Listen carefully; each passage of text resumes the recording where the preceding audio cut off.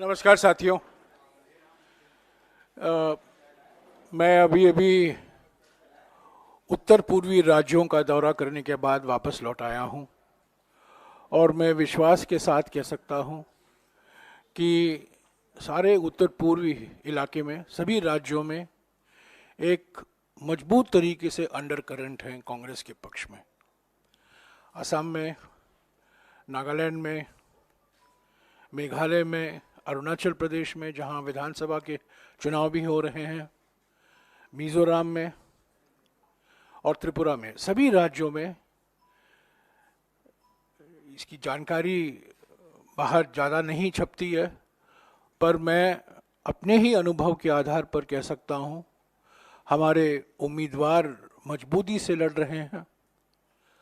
हमारा प्रचार सभी जगहों में सही ढंग से चल रहा है। कई राज्यों में राज्य सरकार की ओर से पूरी प्रयास की जा रही है कि हमारे प्रचार को उसके सामने कुछ बाधाएं लगाने के लिए, खास तौर से असम में असम के मुख्यमंत्री और असम के 7 मंत्री सिर्फ एक ही सीट पर वो ध्यान दे रहे हैं। खुद मुख्यमंत्री जोरहाट में बैठे हुए हैं क्योंकि वो घबराए गए हैं कि जोरहाट के हमारे उम्मीदवार गौरव गोगोई जी ज़रूर इस सीट को जीतने वाले हैं। तो सारे राज्यों में मैंने देखा है कि कांग्रेस पार्टी, हालांकि हमारे किसी भी राज्य में हमारी सरकार नहीं है, उसके बावजूद लोकसभा चुनाव को लेकर, विधानसभा में तो हमें बहुमत नहीं मिली, ये बात मैं स्वीकारता हूं, पर लोकसभा के चुनाव में मुद्दे अलग हैं। और सबसे बड़ा मुद्दा उत्तर पूर्वी राज्यों में ये है कि हमारे अनेकताओं को कौन सुरक्षित रखेगा।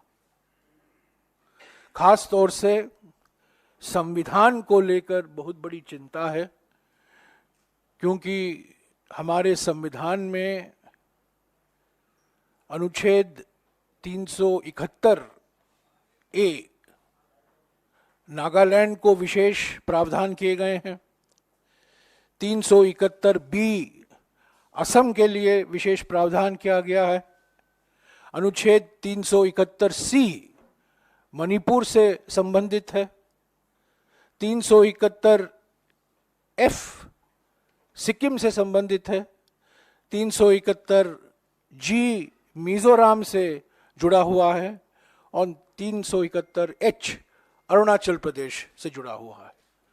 और लोगों के मन में ये चिंता ज़रूर है और सर्वोपरि है कि जो सरकार 370 को हटाई है वो 371 को भी हटा सकती है। तो उत्तर पूर्वी राज्यों में जो अनेकताएं हैं, धर्म के आधार पर, जाति के आधार पर, भाषा के आधार पर, प्रांत के आधार पर, इस पर जो खतरा है और जो बीजेपी अपने बल पर ही नहीं पर अलग अलग राज्यों में छोटे छोटे प्रांतीय पार्टियों के द्वारा अपना प्रभाव बढ़ाना चाहती है, लोग को समझ में आ गया है कि लोकसभा चुनाव में सिर्फ एक ही विकल्प है बीजेपी को हटाने के लिए, वो है कांग्रेस। तो मैं विश्वास के साथ कह सकता हूं 5-6 दिन के बाद कि उत्तर पूर्वी राज्यों में जमीनी स्तर पर सभी राज्यों में कांग्रेस के पक्ष में एक अंडर करंट है। दूसरी बात जो मैं आपसे कहना चाहता हूं कि आप जानते हैं कि पहला चरण हमारा अभियान, जो प्रचार अभियान था, मेरे विकास का 2 हिसाब पर आधारित था। उसके बाद हमारा पॉजिटिव प्रोग्राम शुरू हुआ, कैंपेन शुरू हुआ, हाथ बदलेगा हालात। और ये प्रिंट मीडिया में, डिजिटल मीडिया में, टेलीविज़न में चल रहा है। इसके साथ साथ हम लोगों ने 5 तारीख को ही हमारा न्याय पत्र जारी किया था, जो न्याय पत्र है, और जो गारंटी हमने दी है 5 न्याय को लेकर, 25 गारंटी, उसका जिक्र तो बीजेपी के जुमला पत्र में तो बिल्कुल है ही नहीं। किसानों के जो मुद्दे हैं, युवाओं के जो मुद्दे हैं, श्रमिकों के मुद्दे हैं, महिलाओं के जो मुद्दे हैं, उसके पर कोई बात नहीं, हिस्सेदारी मुद्दे पर कोई बात नहीं होता। आज हम हमारे प्रचार को जारी रखते हुए एक गीत की तैयार की है, और ये गीत हम आज रिलीज कर रहे हैं। अलग अलग राज्यों में, हमारे पब्लिक रैली में, मीडिया में इसका प्रचार होगा, और आप देखेंगे और सुनेंगे कि इसके माध्यम से हम हमारे 5 न्याय 25 गारंटी का संदेश जनता तक पहुंचा रहे हैं। इसके अलावा मैं भी कह दूं, 3 तारीख को कांग्रेस अध्यक्ष जी ने उत्तर पूर्वी दिल्ली में घर घर गारंटी कार्ड वितरण अभियान की शुरुआत की थी। 8 करोड़ परिवारों तक ये घर घर गारंटी कार्ड पहुंचाया जाएगा। मिसाल के तौर से मैं अभी अभी असम से आया हूं, और असम में 22 लाख परिवारों तक ये गारंटी कार्ड पहुंचाया जाएगा। और मुझे खुशी है कि जहां चुनाव होने वाले हैं 19 तारीख को, उन राज्यों में करीब 80% डिस्ट्रीब्यूशन हो चुका है। हमारे नेता, हमारे कार्यकर्ता घर घर गारंटी कार्ड वितरण अभियान में पूरी तरीके से लगे हुए हैं, और 19 तारीख के चुनाव को लेकर जहां जिन सीटों में चुनाव हो रहे हैं, वहां जो लक्ष्य रखा गया था उसका अभी अब तक, कल तक 80% डिस्ट्रीब्यूशन हो चुका था। और हमें पूरा विश्वास है कि कल रात तक जिन सीटों में चुनाव होने वाले हैं 19 तारीख को, वहां 100% डिस्ट्रीब्यूशन का काम खत्म हो जाएगा। मैं अभी सुप्रिया से जिक्र करूंगा कि आज का जो कैंपेन सॉन्ग है, एंथम सॉन्ग है, उसके बारे में कुछ और जानकारी आपको दें। बहुत धन्यवाद सर। नमस्कार साथियों। और जैसा कि सर ने कहा कि हमारी जो कैंपेन है, अगर आप देख रहे हैं, हमारी एक पॉजिटिव कैंपेन है। हमारी जो गारंटी है, हमारे जो वचन हैं, वो न्याय के उन 5 स्तंभों पर खड़े हैं, जिसका वादा राहुल गांधी जी ने किया है, जिसका वादा कांग्रेस अध्यक्ष ने किया है, जिसका वादा कांग्रेस पार्टी ने किया है। और वो न्याय के स्तंभ जो हैं, वो लोगों की आवाज सुनकर, उनकी बातें सुनकर, उनकी आकांक्षाओं, उनकी आशाओं, उनके दुख, उनके दर्द, उनकी तकलीफ पर हैं। और हम युवा न्याय की बात करते हैं, जहां पर 30 लाख सरकारी नौकरियों की बात करते हैं, 1 लाख सालाना स्टाइपेंड की बात करते हैं, पेपर लीक पर कड़े नियम कानून की बात करते हैं, अग्निवीर जैसी योजना को खत्म करके पुरानी जो जिस तरह से नौकरी मिलती थी उसकी बहाली की बात करते हैं। नारी न्याय में हम 50% आरक्षण सरकारी नौकरियों में देश की लड़कियों के लिए करेंगे। देश की गरीब महिलाओं के खाते में डायरेक्ट 1 लाख रुपए सालाना जाएगा। किसान न्याय में हम हर उस बात की बात कर रहे हैं जिस पर मोदी जी ने किसानों को ठगा है। एमएसपी की कानूनी गारंटी देने की का हमारा वचन है। हमारा वचन है कि जीएसटी मुक्त खेती होनी चाहिए इस देश में। हमारा वचन है कि कर्जा माफी हम किसानों की करेंगे, क्योंकि हम कॉर्पोरेट लोन माफी से बचाकर किसानों की कर्जा माफी करना चाहते हैं। श्रमिकों के लिए मनरेगा, जिसका मूलभूत आधार कांग्रेस ने रखा था, मनरेगा के मजदूरों की दैनिक आय 400 रुपए करने के अलावा गिग वर्कर्स की सामाजिक सुरक्षा की बात करते हैं। और साथ ही साथ हम 25 लाख की एक हेल्थ स्कीम की बात करते हैं जो लोगों को फायदा पहुंचाएगी, और ऐसी स्कीम हमने राजस्थान में चलाकर दिखाई है। हम हिस्सेदारी न्याय की बात करते हैं, और न्याय के इन्हीं 5 स्तंभों को मिलाकर इस देश की आवाज, इस देश की जो गूंज है, और कन्याकुमारी से कश्मीर तक की यात्रा, मणिपुर से मुंबई तक की यात्रा ने कहीं ना कहीं इस देश की अपेक्षाओं को बटोरा है, समेटा है। वही हमारा कैंपेन भी है कि हाथ हालात बदलेगा, और उसकी एक छोटी सी झलक आज एक कैंपेन सॉन्ग है जो बनके तैयार है। मैं विनती करूंगी कि ये लाइट अगर ऑफ कर दी जाए और वो सॉन्ग प्ले हो।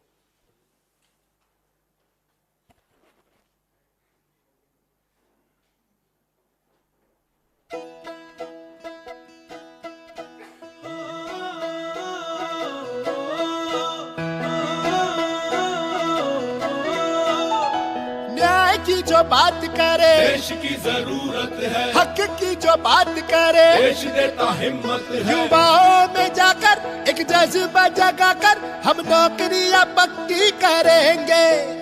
किसानों के हक में जुड़े हम रहेंगे, हर एक की तरक्की करेंगे।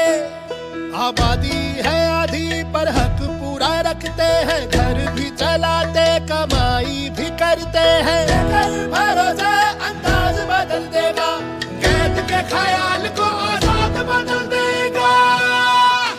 हम साथ हैं तो हाथ ये हालात बदल देगा। हम साथ हैं तो हाथ ये हालात बदल देगा। नफे मुनाफे के आगे चलेंगे तो हिस्सा अधिक का मिलेगा। सीने की हिम्मत को मेहनत की कीमत से ज्यादा का सिक्का मिलेगा। घर घर प्रगति की रफ्तार बदल देगा, कैद के ख्याल को आजाद बदल देगा। हम साथ हैं तो हाथ ये हालात बदल देगा। हम साथ हैं तो हाथ ये हालात बदल देगा।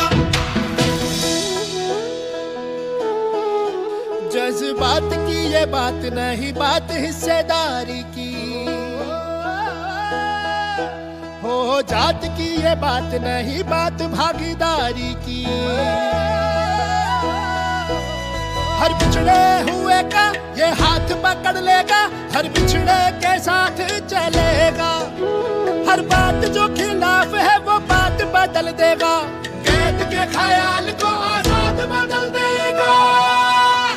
हम साथ हैं तो हाथ ये हालात बदल देगा। हम साथ हैं तो हाथ ये हालात बदल देगा।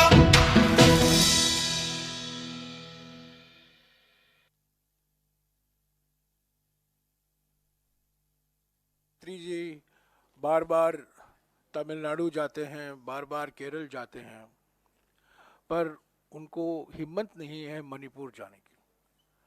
आज भी गृह मंत्री गए हैं मणिपुर, पर प्रधानमंत्री 1 साल हो गए हैं। प्रधानमंत्री मणिपुर पर उन्होंने अपनी चुप्पी नहीं तोड़ी है। मणिपुर के मुख्यमंत्री से उनकी बात नहीं हुई है, मणिपुर के राजनीतिक दलों से कोई बैठक नहीं हुई है, और सिर्फ 3 मिनट के लिए जब अविश्वास प्रस्ताव पर बहस हुई थी लोकसभा में, सिर्फ 3 मिनट के लिए 123 मिनट का भाषण था और सिर्फ 3 मिनट के लिए उन्होंने मणिपुर का जिक्र किया।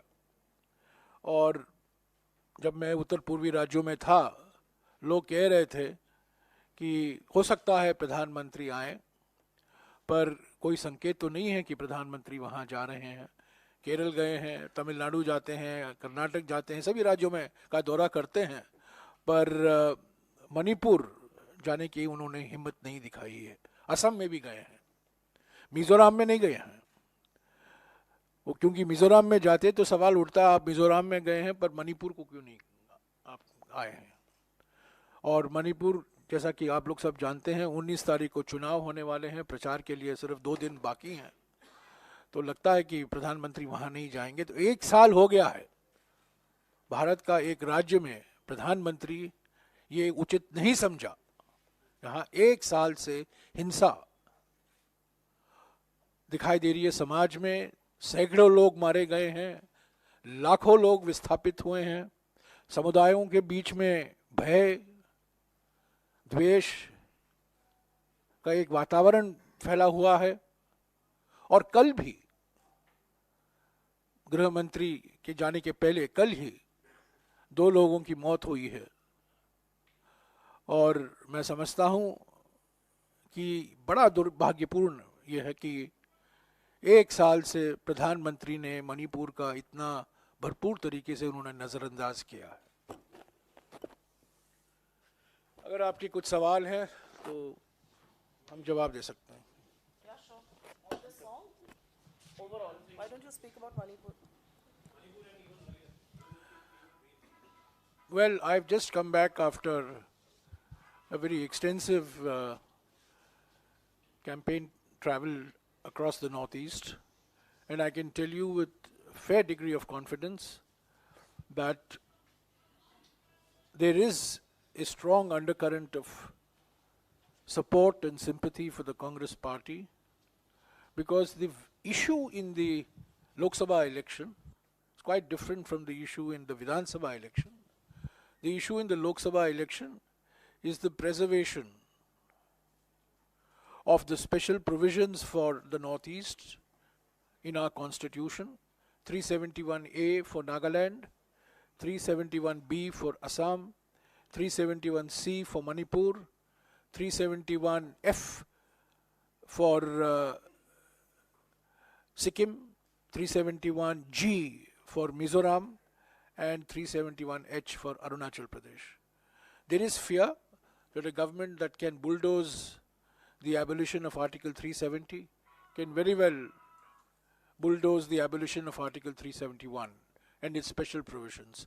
So the most important issue in the Northeast is the preservation of the diversity, religious diversity, linguistic diversity, food diversity, very, very important issue in the Northeast in the last few days is food, the freedom to eat what you want to eat. This is extraordinary.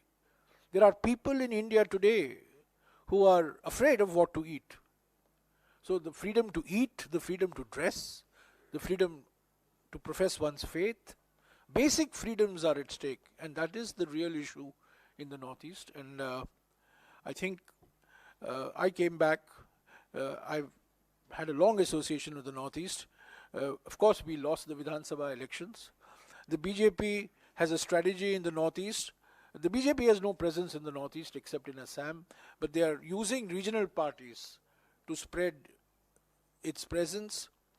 But this is not going to work in the Lok Sabha election, and even in the Assam election. The fact that the Chief Minister of Assam and 7 of his ministers are sitting in one's constituency of Jorhat to ensure that our candidate, whose victory is certain, Gaurav Gogoi's victory is certain, that doing all that they can to ensure that Mr. Gaurav Gogoi doesn't win. But I think the people have made up their minds that Gaurav Gogoi, who is the most powerful and most vocal voice of the Northeast in Parliament, should be given the opportunity to represent Jorhat in Parliament this time. So in the Northeast, there is a strong undercurrent of support because of the fear that the diversity of the Northeast is going to be destroyed and the BJP will impose uniformity. And our message in the Northeast is the BJP wants uniformity, the Congress wants to strengthen unity in diversity. That's the simple one-line message that I sought to convey in the Northeast. In addition, we have launched our campaign. We've had Mere Vikas Ka Do Hisab campaign, where we called into account the last 10 years, the Anyay Kal of the last 10 years. Then we moved on to Haath Badlega Halat campaign, which is right now going on in the print, electronic and digital media, which is based on our 5 Nyais, Nari Nyay, Yuva Nyay, Shramik Nyay, Kisan Nyay and Hissedari Nyay. And in addition, we have, through our party organization, taken on the responsibility of distributing 8 crore guarantee cards. And I'm glad to say that as of yesterday, over 80% of these cards for the seats in which elections are going to be held on the 19th, for example, Jorhat, have already been distributed. So our campaign is in full swing. Our Nyay Patra has rattled the BJP. It forced the Prime Minister to use language unbecoming of a Prime Minister, and use our Nyay Patra as an opportunity of injecting even more communal atmosphere into the campaign.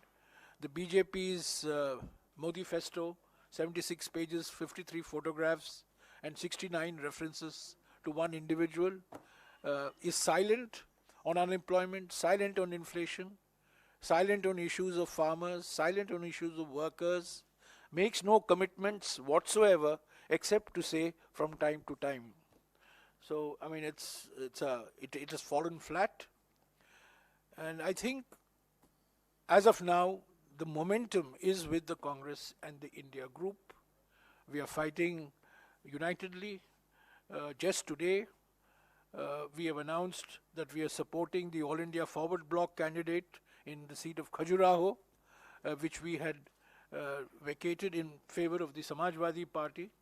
But the state government used all its powers to ensure that the nomination of the Samajwadi candidate was rejected, but we have the nomination of the All India Forward Bloc. So we are moving full steam ahead, and on the 17th, that is the day after tomorrow at 9:20 in Ghaziabad, Mr. Rahul Gandhi and Mr. Akhilesh Yadav, the Samajwadi leader, will be addressing a joint press conference. कौन सा press conference? 17 तारीख को गाजियाबाद में राहुल जी और Akhilesh Yadav ji press को संबोधित करेंगे। 9:20 को। 9:20। आप सब निमंत्रित हैं। सुप्रिया आपको जानकारी देंगे। ये एक जॉइंट प्रेस वार्ता है जो राहुल जी और अखिलेश जी गाजियाबाद में 17 तारीख को करेंगे। सुबह थोड़ी जल्दी है, 9:20 पर यह प्रेस वार्ता होगी। इसकी लोकेशन आपके साथ साझा कर दी जाएगी। आप सबसे विनम्र निवेदन है, आप अपनी उपस्थिति वहां पर जरूर दर्ज कराइए।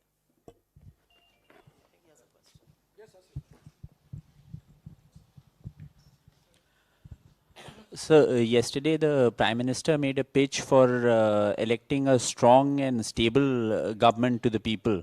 So, how do you look at this statement? He said that in an uncertain world, it's important to elect a strong and stable government. What's your response to him? This election is for electing a strong and stable government, not for re-electing a demagogue. Strong and stable governments come from policies and programs that address the concerns of the people. A Prime Minister who has nothing to say on farmers' issues, nothing to say on issues of unemployment and inflation, a Prime Minister who will refuse to talk about issues relating to workers, who refuses to talk on issues of social justice, social empowerment, is making a pitch for a strong government, a capable government, his words. But the question is, strong and capable for what? That's the real question. And I think from our Nyay Patra and from the BJP's Modifesto, it's very clear who has the agenda for addressing the concerns of the people. So we are going to the people. Our campaign is based on an agenda that addresses the concerns of women, youth, farmers, workers, the disadvantaged and deprived sections of our society, and that's a positive agenda. And we are confident that we will get a clear, convincing, and absolutely beyond doubt a majority. These words were also used, I recall, in 2004. And the people saw through that game. I think people have seen through this game. These are all signs of a desperate and a nervous Prime Minister. प्रधानमंत्री घबराए हुए हैं, भौखलाए हुए हैं, परेशानी में हैं, इसलिए बार बार वो ध्यान हटाना चाहते हैं। जो मुद्दे हम उठा रहे हैं, जो विषय हम उठा रहे हैं, उस पर तो कोई चर्चा नहीं करना चाहते। आपने देखा है हमारे मैनिफेस्टो को लेकर उन्होंने मुस्लिम लीग की बात की। मुस्लिम लीग और हमारे न्याय पत्र के बीच में क्या ताल्लुकात है, मुझे आज तक समझ में नहीं आया है। पर यह ध्रुवीकरण का एजेंडा है उनका। चुनाव के वक्त हर एक मुद्दे को ध्रुवीकरण के चश्मे से देखते हैं। आपने देखा है खाने के बारे में, डाइट के बारे में भी उन्होंने जिस भाषा का इस्तेमाल किया है, बिल्कुल साफ है कि प्रधानमंत्री को कम्युनल एजेंडा के अलावा और कोई एजेंडा नहीं है। तो ये अभी स्ट्रांग और केपेबल गवर्नमेंट की बात करते हैं। स्ट्रांग और केपेबल गवर्नमेंट ने क्या किसानों को एमएसपी का लीगल गारंटी दिया? जो वादा आपने किया था किसान संगठनों को, जब आपने काले कानून वापस लिए, आपने किसान संगठनों को तो वादा किया था। स्ट्रांग और केपेबल गवर्नमेंट के कार्यकाल में 45 सालों में जितना बेरोजगारी, युवा बेरोजगारी का दर है, स्ट्रांग और केपेबल गवर्नमेंट के कार्यकाल में ही हुआ है। तो ये प्रधानमंत्री बार बार भाषा बदलते रहते हैं क्योंकि वो भोखलाए हुए हैं और परेशानी में हैं।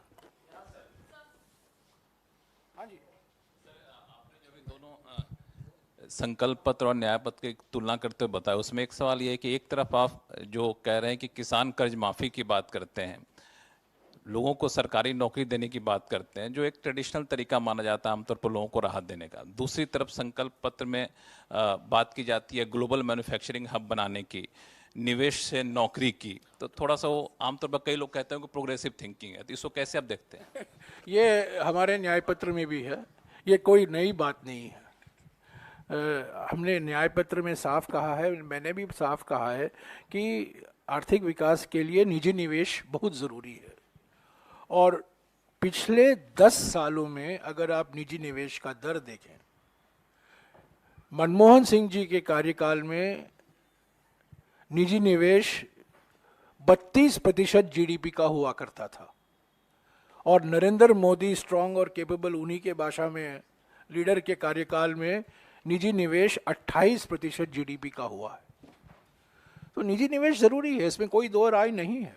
और हमारे न्याय पत्र में भी हमने इसका बहुत लंबे तरीके से जिक्र किया है किस तरीके से हम निजी निवेश लाएंगे। पर एक बात मैं कह दूं कि डराकर, धमकी देकर, वसूली से, हफ्ता वसूली से निजी निवेश नहीं आएगा। पिछले 10 साल में जिस ढंग से ईडी, सीबीआई और इनकम टैक्स, विपक्ष के नेता को अलग रखिए, उद्योगपतियों के खिलाफ, व्यापारियों के खिलाफ इस्तेमाल हुआ है, दुरुपयोग हुआ है, वो निजी निवेश को प्रोत्साहन नहीं करेगा। और एफडीआई भी घट रहा है। और मोदी सरकार एफडीआई बात करती है, असली बात तो ये है मोदी सरकार के लिए एफडीआई फियर, डिसेप्शन और इंटिमिडेशन, वही है एफडीआई, फॉरेन डायरेक्ट इन्वेस्टमेंट नहीं। एफडीआई माने फियर, डिसेप्शन और इंटिमिडेशन। सर इसमें मैं थोड़ा सा ऐड करना चाहती हूँ। आपका बिजनेस जर्नलिज्म का बैकग्राउंड रहा है, ये भी एक भ्रांति है। आपका भी है। मैं वही सर, मेरे साथ काम किया इसीलिए मैं बोल रही हूँ। बिजनेस जर्नलिज्म वाले कहते हैं कि जो कॉर्पोरेट के लिए होगा वो प्रोग्रेसिव है, जो किसान के लिए होगा वो फिस्कली इम्प्रूडेंट है। ये जो पिंक अखबारों की सुर्खियां, इनके आगे एक हिंदुस्तान है, उसमें किसानों की, श्रमिकों की बड़ी समस्याएं हैं। 4.5 लाख करोड़ आप कॉर्पोरेट लोन माफ कर देते हैं, किसान की माफी पर आप नाक मुंह भूस सिकोड़ने लगते हैं, पहली बात। दूसरी बात आपने कही निवेश की। निवेश, जो लोग चरण वंदन के गीत गाते हैं वो निवेश नहीं कर रहे हैं देश में, जैसा कि सर ने बताया। FDI as a percentage of GDP गिर रहा है, manufacturing as a percentage of GDP Modi ji की नाक के नीचे गिरा है। तो असलियत यह है कि जो 10 में से 10 अंक मोदी जी के बजट को हर साल दर साल देते आए हैं, जब पैसा लगाने की बारी आती है तो वो भी कन्विंस नहीं है कि इनकी पॉलिसीज के चलते पैसा लग सकता है। तो अगर किसानों की बात करना प्रोग्रेसिव है, तब कॉर्पोरेट की बात करना भी प्रोग्रेसिव है। एक ठीक है, एक गलत है। कड़वा कड़वा थूक और मीठा मीठा गप, ये नहीं चलेगा इस देश में। जो हमारे प्रधानमंत्री के गुणगान गाते हैं, करोड़ों हमारे देश में बनाते हैं, पर नागरिक बनते हैं सिंगापुर के, दुबई के, बरमूडा के, बहामास के, लंदन के। वो यहाँ के नागरिक नहीं रहते हैं।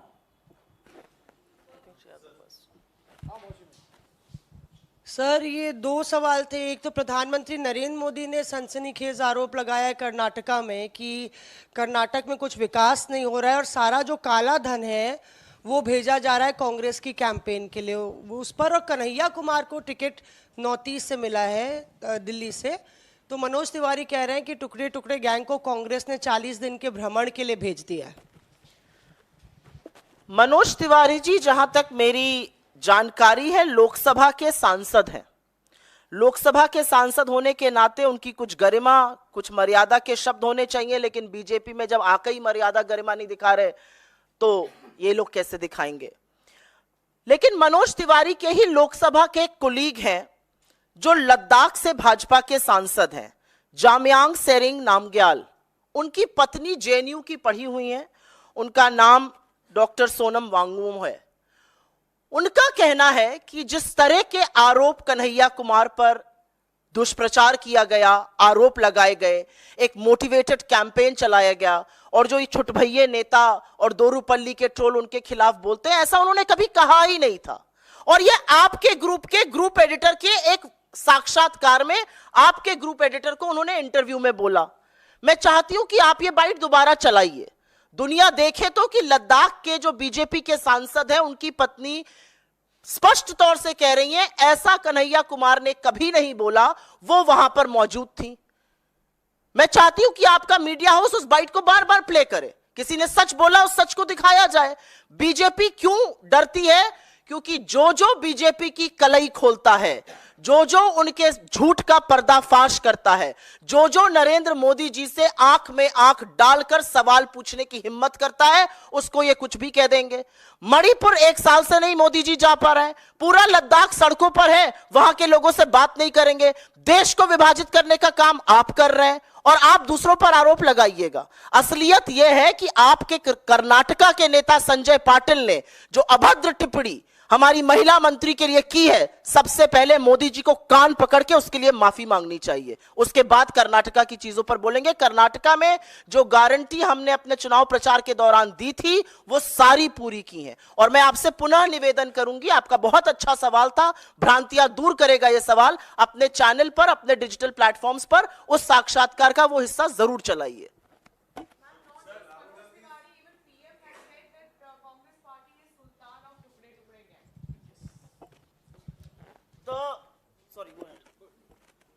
In Parliament, a question was asked about the Tukde gang. In those very words, in Parliament, the BJP government and the Home Minister on record has said, ऐसा कोई गैंग नहीं है, ऐसे कोई लोग नहीं है। तो या तो वो सदन में झूठ बोलते हैं या जैसे उनकी आदत है चुनावी सभाओं में झूठ बोलते हैं।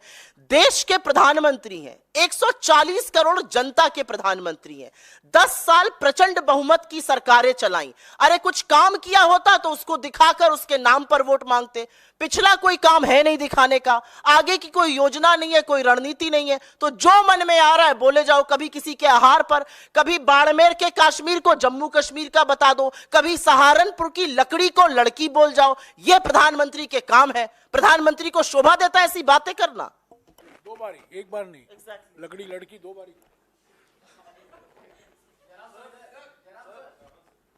हाँ जी जयराम सर, 2 चॉपर चेक किए गए हैं। राहुल गांधी के हेलीकॉप्टर को भी केरल में चेक किया गया है और इधर अभिषेक बनर्जी के हेलीकॉप्टर को भी चेक किया गया है।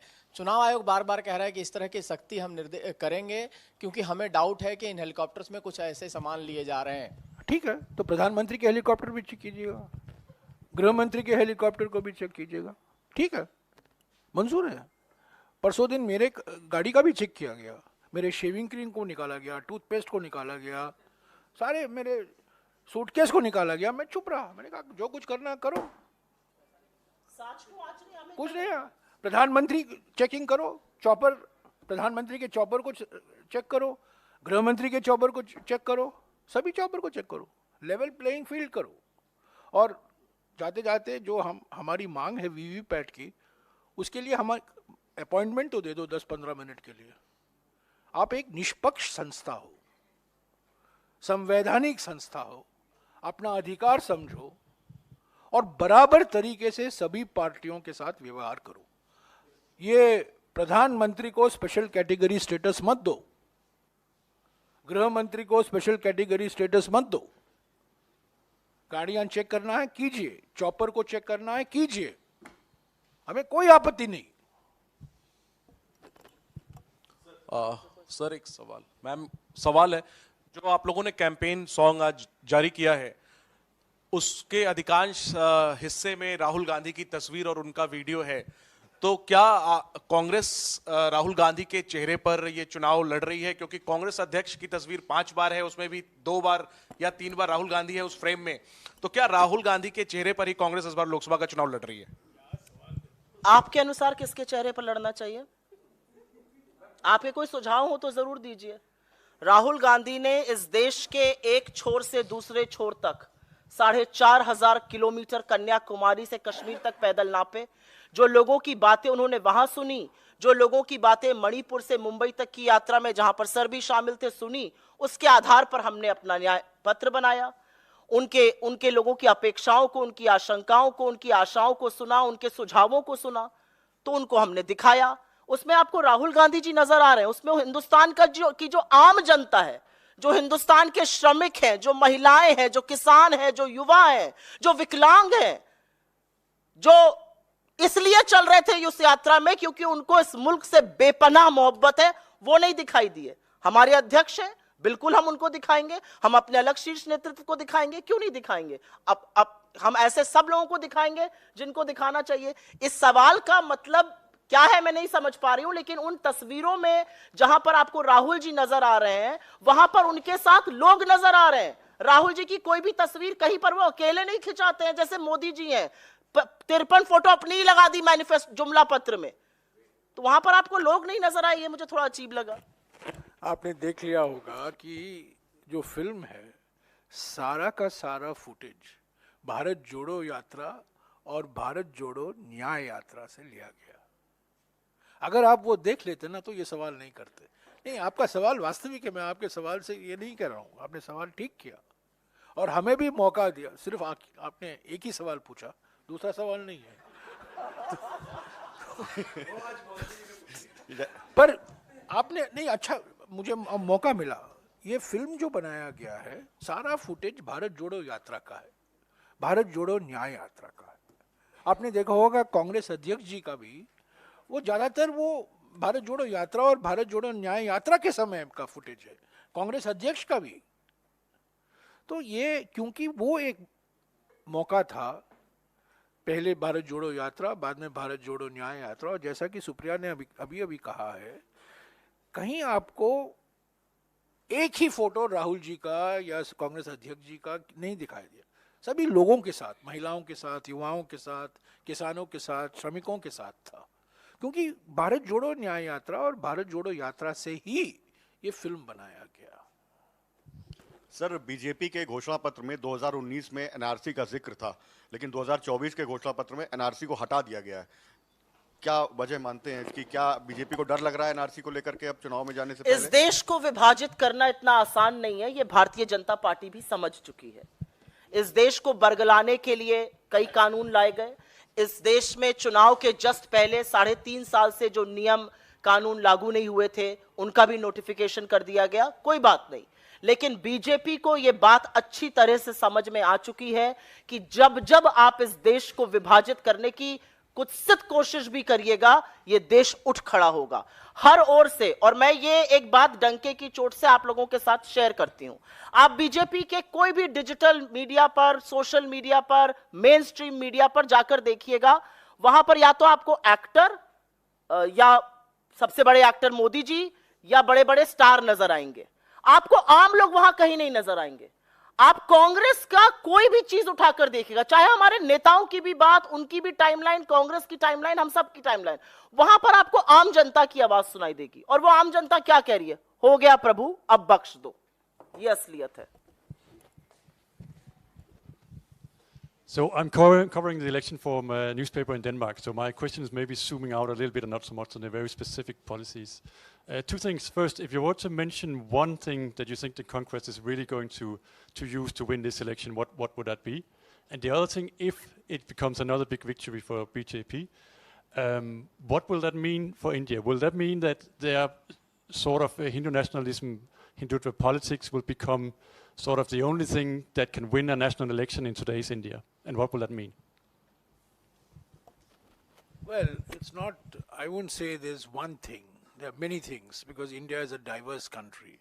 What works in the south may not necessarily work in the north, in the northeast. So our strategy has always been we have a national campaign, but we also have to be sensitive to what the regional and local issues are. But most fundamentally, this election is about saving democracy. It's about saving our constitution. It's saving constitutional provisions relating to secularism, relating to social justice, relating to special provisions for regions like the Northeast. I mean, that's the fundamental issue in this election. It is the preservation of democracy that India has known it to, as we have known India to be, the preservation of our constitution and the values and its provisions. And of course, it's about addressing the concerns of farmers, workers, youth, women, disadvantaged sections of society. So, I mean, every election is important, but this election is more important than most because it's coming at a very crucial time in our history. And whether we will remain a liberal democracy, whether we will remain a republican democracy, whether we will remain a democracy wedded to the rule of law, where there is freedom after speech, not just freedom of speech. You can have freedom of speech, but what happens to after speech, freedom after speech, is also very important. So I think these are the issues that we are fighting, and we are hopeful that the people of India, in a very silent way, are going to give a resounding verdict on the 4th of June in favor of the Congress party and its allies who constitute the India bloc, India group. Sir, आप कह रहे हैं कि उत्तर पूर्व में कांग्रेस के पक्ष में अंडर करंट है और 4 जून को आपके पक्ष में बहुमत आएगा या आप लोग जीतेंगे। पहली बार कांग्रेस पार्टी 400 से कम सीटों पे लोकसभा का चुनाव लड़ रही है। आप लोग 325 से 335 सीटों के आसपास चुनाव लड़ रहे हैं। कैसे आप लोग सीटों को बढ़ाएंगे, क्योंकि सबसे कम सीटें आई हैं पिछले 2 चुनाव में। और दूसरा सवाल यह कि जब पिछली बार आप लोग सबसे कम सीट पे लड़े थे 2004 में, तब आप लोग सत्ता में आए थे। तो ये दोनों सवालों का जवाब दीजिए। दूसरे सवाल का जवाब तो आपको मिल गया है, आपके सवाल के अंदर है। 2004 में हम सत्ता में आए, परिस्थितियां ऐसी ही थी 2003 और 2004 में जो 2023 और 24 में है। और मैं बार बार कह रहा हूँ 20 साल बाद आप वही देखेंगे जो आपने 2004 में देखा, बहुमत कांग्रेस को मिला। पर 2004 में आपको याद होगा इंडिया ग्रुप नहीं था, एक गठबंधन था, पर ऐसा राष्ट्रीय स्तर पर हमने जनबंधन नहीं बनाया था जैसा कि हमने 2024 के चुनाव के लिए बनाया है। तो हमें पूरा विश्वास है कि हम उत्तर प्रदेश में समाजवादी पार्टी के साथ, पश्चिम बंगाल में वामपंथियों के साथ, महाराष्ट्र में एनसीपी और शिवसेना उद्धव ठाकरे के साथ, ये 3 राज्यों में जो जितने हम सीट लड़ा करते थे एक ज़माने में, हम इस बार नहीं लड़ रहे हैं। इसीलिए सीटें 400 से कम हैं इन 3 राज्यों की वजह से, जहाँ खास तौर से तमिलनाडु में तो हमारा गठबंधन हमेशा रहा, पर इस बार महाराष्ट्र में, उत्तर प्रदेश में, पश्चिम बंगाल में हमने जानबूझकर कम सीटें लड़ी हैं क्योंकि हम चाहते थे कि एक मजबूत जनबंधन बने और जनबंधन और भी प्रभावशाली हो इन राज्यों में। हमें पूरा विश्वास है कि कांग्रेस पर उत्तर पूर्व में तो हम खुद लड़ रहे हैं, पर आपका सवाल सारे देश को ध्यान में रखते हुए किया गया है, इसीलिए मैं राष्ट्रीय स्तर पर कह रहा हूँ जो बहुमत मिलेगा कांग्रेस पार्टी को और कांग्रेस पार्टी के जनबंधन के घटक दलों को, वो स्पष्ट बहुमत होगा। ऐसा नहीं है कि हमें और कोई नए पार्टियों की ज़रूरत पड़ेगी। मुझे पूरा विश्वास है कि एनडीए के जो पलटी मास्टर हैं उनको वापस पलटी ज़रूरत उनकी नहीं पड़ेगी। जो पार्टियां आज इंडिया जनबंधन के हिस्से हैं वो इंडिया उसी जनबंधन को बहुमत मिलेगा। और एक बात मैं और कह दूं कि जब इस जनबंधन को जनादेश मिलेगा, उत्तर पूर्वी राज्यों में सारे रीजनल पार्टी जो बीजेपी ने खड़े करके रखे हैं वो वापस कांग्रेस को समर्थन देंगे। आज वो बीजेपी के साथ हैं। 5 जून को मुझसे लिख कर ले लीजिएगा, यही पार्टियां कांग्रेस पार्टी को समर्थन करेंगी, यही नेता, यही मुख्यमंत्री, हो सकता है असम मुख्यमंत्री भी वापसी रोड पर वापस आ जाए। जी चलिए।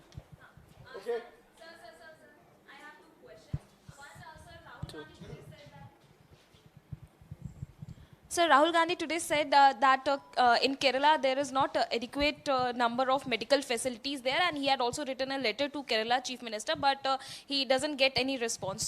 So your take on that? And second question is that 21 retired judges had written a letter to CJI, and they are saying that judiciary is under pressure by a certain factions. So is it a target upon the opposition leaders? Let me take your second question. I have already tweeted on the second question, so let me repeat what I have said. 21 judges have written this letter. Please see the name under 4, the 4th name in that list, and it will give away the whole objective background authorship of this letter. This letter is a part of an orchestrated campaign of the Prime Minister to threaten, to browbeat and intimidate a judiciary that has flexed its muscles in recent months. A judiciary that has called out India's biggest corruption scandal, the electoral bond scam. It declared it unconstitutional. A Supreme Court which said that there is a breakdown of constitutional machinery in Manipur. That is the target. A Supreme Court in which a very distinguished lady judge was highly critical recently of demonetization. That is the target. So this letter of the 21 judges, Modi-friendly judges, former judges, has to be seen along with that letter of some 600 Modi-friendly lawyers. And this is all an attempt to intimidate, frighten, browbeat an independent judiciary. The greatest threat to judicial independence comes not from the Congress party, but from the BJP. It comes from Mr. Modi. It comes from Mr. Shah. And you see the comments that was made by the distinguished jurist who is the 4th signatory in that letter, in this letter, and the comments he made about the Prime Minister when he was a serving judge, you will know where this letter has come from.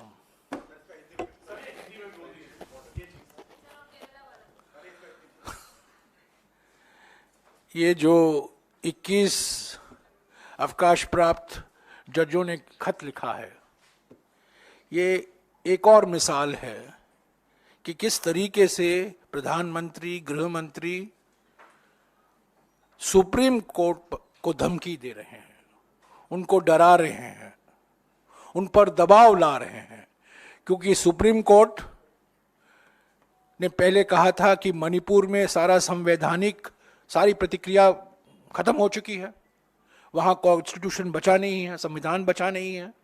बाद में supreme court ने कहा erectile bond न केवल गैर कानूनी है पर गैर संवैधानिक भी है। तब सुप्रीम कोर्ट के एक न्यायाधीश ने कहा कि नोटबंदी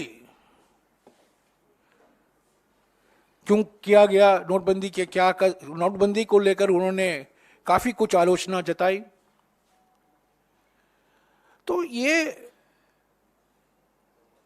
निष्पक्ष न्यायपालिका को डराने के लिए, धमकी देने के लिए ये तरीका अपनाया गया है। पहले कुछ वकीलों ने लिखा, ये सारे के सारे वकील बीजेपी से जुड़े हुए हैं, वो नाम से ही पता चल जाता है। और ये जो 21 रिटायर्ड जजेस हैं, मैं सिर्फ यही कहूंगा, इस लिस्ट में चौथे नाम को देखिए और आपको पूरा राज खुल जाएगा, पर्दे के पीछे क्या है।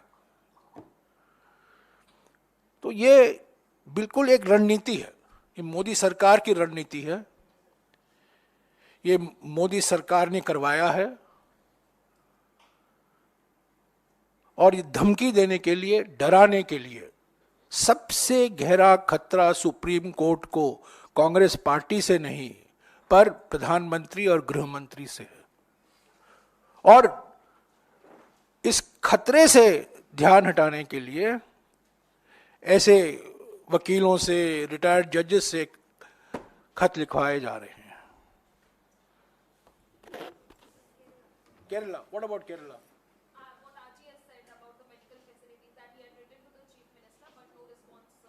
Yeah, he has written and there is no response. What else can be said? The Chief Minister should be more responsive to the letters that members of Parliament from Kerala write to him. Thank you.